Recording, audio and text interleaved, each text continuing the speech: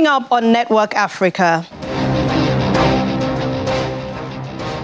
Children injured at President's event in Sierra Leone Stadium. Ex-policeman gets death penalty for Kenyan lawyer's murder. And protesting peoples flip police car in South Africa over death of schoolmate.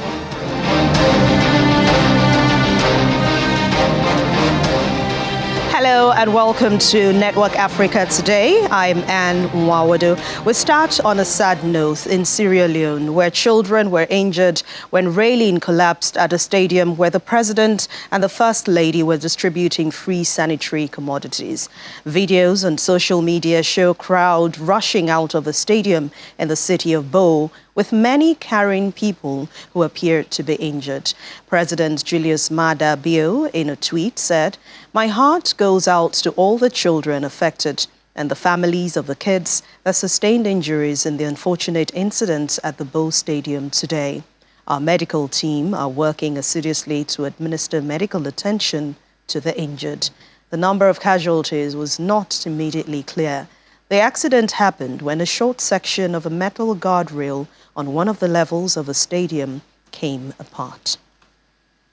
A Kenyan court has sentenced a former Kenyan policeman to death for the killing of a prominent human rights lawyer and two other people more than 6 years ago. Two other ex-policemen and a civilian were sentenced to between 20 and 30 years in prison for the murder of the lawyer Willie Kimani, who, with his clients and a taxi driver, in June 2016. The four were each found guilty last year of 3 counts, including murder. They are allowed to appeal their conviction and sentencing within 14 days. In her judgment, Justice Jessie Lessett said evidence produced during the trial had shown that the murders were premeditated and the victims brutally tortured and killed. Meanwhile, a Kenyan national, but this time living in the U.S., has been fined and jailed for her role in helping to organize romance scams and pandemic unemployment fraud. Florence Musau, who's 38, was sentenced by a U.S. court to 44 months in prison and ordered to pay almost $1 million in restitution to the victims and to forfeit approximately $350,000 and a Lexus SUV. Musau was charged in 2021 along with 5 others in connection with their roles in the online scam in which the victims collectively lost more than $4 million. The U.S. authorities say the group used fake passports and numerous alliances to open bank accounts in and around Boston to collect and launder the proceeds of the romance scams. And now to South Africa, where peoples in the Free State province were filmed flipping a police car after going on a rampage over the alleged death of their schoolmate. The child is alleged to have taken their life after being bullied by a teacher. Warrant Officer Peter Mabizela is quoted as saying that it is reported the child left a suicide note to say what caused the death, and then the learners at the school picketed and it became violent. Peoples from surrounding schools converged at the school, which is a secondary school, where they held 2 police officers and teachers hostage inside the school. The peoples turned a police vehicle on its side and cheers were heard. It took additional police units to disperse them from the school. 5 minors were arrested for public violence and will appear in court soon. And staying in South Africa, the ongoing power crisis has affected businesses across the country. It is also taking a toll on everyday life by impinging on the country's water processing and even distribution networks, triggering public outrage over the water shortages. The South Africa-run utility, Eskom, has intensified its load-shedding exercise since the beginning of this year, leaving customers without electricity for up to 6 hours in a day. The impact of the worsening crisis on the water system has caused a number of cities and towns, including Johannesburg and Nelson Mandela Bay, to grapple with drastic water cuts. Businesses are also becoming increasingly frustrated. I'm losing clients because of water problem. Because at times the water will not even come. Then at times it will be coming very slowly, very, very slowly. It really affects us. Now you can't even flush, you can't cook, you can't do anything. You can't go to the toilet, you can't even bath. Can you imagine? You are smelling inside a taxi. Some experts are warning of a full-blown water crisis in South Africa, citing the poor condition of some water infrastructure. Our infrastructure, first of all, is dilapidated. It hasn't been maintained for over 2 decades. So that obviously plays a role. We have major water leaks as well as bursting pipes. So that contributes to your non-revenue water, which is physically lost water. Over 40% of that water it's treated water, it's drinkable water that gets lost between the reservoir towards the consumer. Reservoirs in the city of Johannesburg are also running dry due to low rainfall and heat wave conditions. Water tanks are being placed across the city as the water cuts become more frequent. However, with the tanks servicing hundreds of people at a time, experts are calling for more action in what they describe as a dire situation. Ghana's military has denied claims that its personnel were behind the killing of at least 10 civilians in the town of Baku in the northern part of the country, close to the border with Burkina Faso. The civilians were killed in separate incidents, and Mahama Ayariga, the MP for Baku Central, condemned the incident, accusing the military of being behind the death and calling for an immediate investigation. Eyewitnesses say they saw armed men in military uniform chasing and shooting at civilians on Wednesday. They added that in the Misiga district of Baku alone, 8 people were killed, including a 12-year-old boy who was burned to death in a grain silo. He had run to hide there during the attack. The military high command had earlier issued a statement warning people to desist from wearing military uniforms. They indicated they had arrested one person for respraying a vehicle in military colors in the Baku region over a month ago.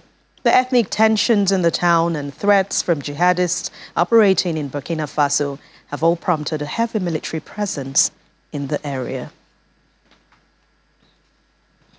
The United States is calling for an immediate rearrest of a Sudanese man convicted of killing an American diplomat 15 years ago. The U.S. State Department has also summoned Sudan's ambassador to Washington over the controversial release of the convict Abdel Rauf Zaid. Zaid was facing the death penalty over the killing of the diplomat John Granville and his Sudanese driver Abdel Rahman Abbas on New Year's Day in 2008. The U.S. has described as false Sudan's claims that the family of Mr. Granville had forgiven the killer. The State Department denied that the release was part of an agreement between both countries. The United Nations and humanitarian partners have launched an appeal for $751 million to help meet urgent needs of 5.7 million people, and that's over half of whom are women and children in Mali. According to Associate Spokesperson Florencia Nino Martinez, the appeal aims to mobilize the necessary funding for the humanitarian response plan for the year 2023 for the country. We and our humanitarian partners launched an appeal for $751 million to meet the urgent needs of 5.7 million people, over half of whom are women and children. The launch was hosted by the government of Mali and co-chaired by the UN humanitarian coordinator, Alain Nudehu. The appeal aims to mobilize the necessary funding for the humanitarian response plan 2023 for the country.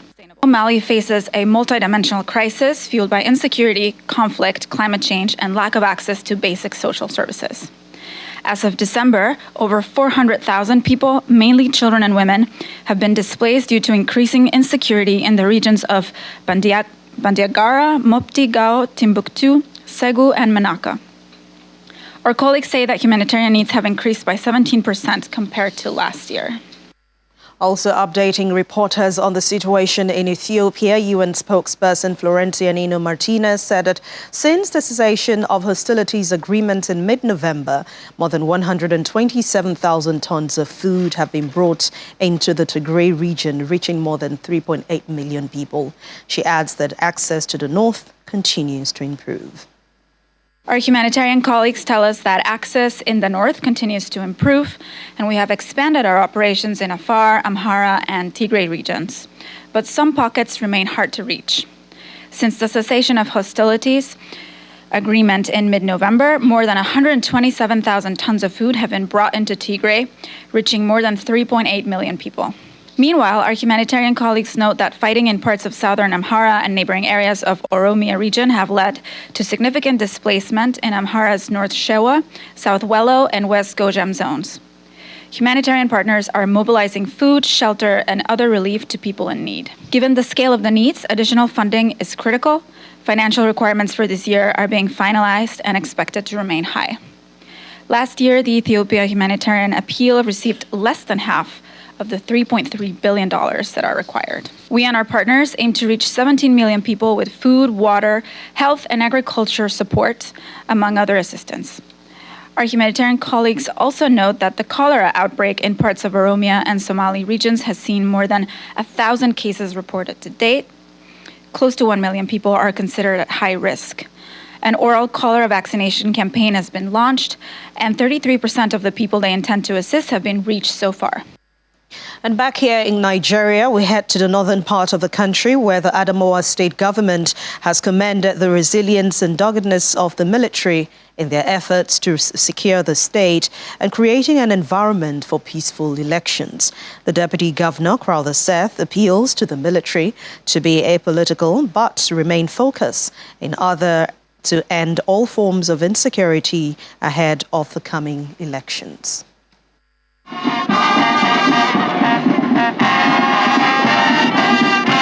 Gibson Jallow Cantonment is the venue for the social activities of 23 Brigade Headquarters, West Africa, popularly known as WASAC.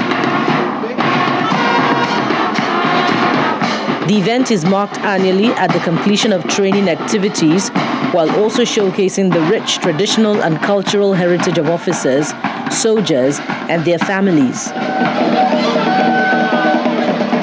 The Deputy Governor, Crowther Seth, who is representing the Adamawa State Governor, Umaru Fintiri, as special guest, arrives the venue and is received by the Brigade Commander, Brigadier General Mohammed Gambo.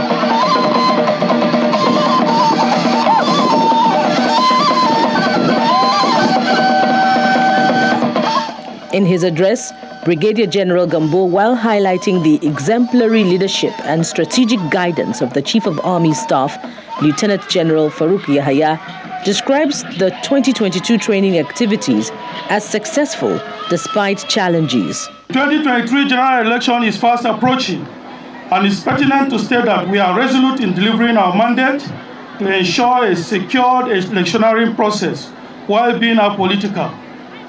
We will remain professionally responsive and unflinching in our attempts to sustain the significant positive impact made in restoring peace and maintaining security within Adamawa State and its environs. On his part, the Deputy Governor applauds the efforts of the troops in fostering synergy and collaboration with other security agencies, leading to a peaceful atmosphere ahead of the general elections. Let me reassure the brigade of the state government commitment and unflinching support in your operation and other areas that the state government may be required from time to time. The high points of the event include cultural dances by various troops, tug of war, sack race, and presentation of awards. Still ahead on the program, Pontiff's visit, South Sudan security forces display show of force ahead of the Pope's arrival. We'll be bringing you the details of this and more. Please stay with us. Welcome back. Pope Francis has set off from the Democratic Republic of Congo to South Sudan as he continues what the Roman Catholic Church is calling a pilgrimage for peace in Africa. It's the first visit by the pontiff since South Sudan gained independence back in 2011, and he's honoring a promise to visit the country, which he made in 2019 when he welcomed South Sudan's rival leaders, President Salva Kiir and Vice President Riek Machar. Pope Francis concluded his visit to the DR Congo by asking young people to shun corruption. Residents in South Sudan are very pleased to welcome the Pope on his 3-day visit to their country. Being a land troubled by conflict, security forces are not leaving anything to chance. Ahead of the Pontiff's visit, they displayed a show of force as heavily armed soldiers and police officers patrolled around Juba. Just before being briefed by their commanding officers, security personnel run and dance around a Juba police station's courtyard.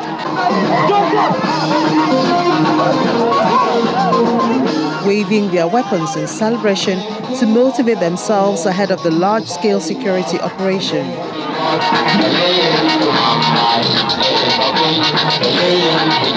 The South Sudan People's Defense Forces spokesperson, Major General Lou Rial, says the operation is divided in 3 areas: security around the city, within the residential areas, and the city center where Pope Francis will officiate a mass at the Garage Mausoleum. We have over 5,000 security personnel put on active duty. We briefed them in the morning. We had a meeting with the commanding officers, after which we came and briefed the security forces on the roles that they will play. And after a while, maybe 30 minutes from now, they will be shown their areas of deployment, and they will move around the city in a show of force. Security around the residential areas was also considered a priority to give local residents attending the mass peace of mind. We have some forces who will be in the residential areas because we expect the people will come out. Sometimes criminals, during the people are out, they will be replacing them in their houses. So we will have patrolling in residential areas to make sure that their houses are safe during the celebrations. Yes. Pope Francis left for South Sudan on Friday morning with the Archbishop of Canterbury, Justin Welby, and the moderator of the General Assembly of the Church of Scotland, Ian Greenshields. The people represent the Christian makeup of the world's youngest country, which gained independence in 2011 from predominantly Muslim Sudan after decades of conflict and has a population of about 11 million. Well, Pope Francis wrapped up an emotional visit to the Democratic Republic of Congo on Friday and headed to neighboring Sudan, another nation struggling to overcome conflict and grinding poverty. But after that meeting with Congolese bishops in Kinshasa on Friday morning and a farewell ceremony at the airport, his plane took off for Juba. On the eve of his arrival in South Sudan, 27 people were killed in central Equatorial State for tit-for-tat violence between cattle herders and a local militia. In a first, the Pope will be accompanied during his time in South Sudanese capital Juba by the Archbishop of Canterbury and the Church of Scotland moderator. The 3 Christian leaders hope to jolt a peace process aimed at ending a decade of conflict fought mostly along ethnic fault lines.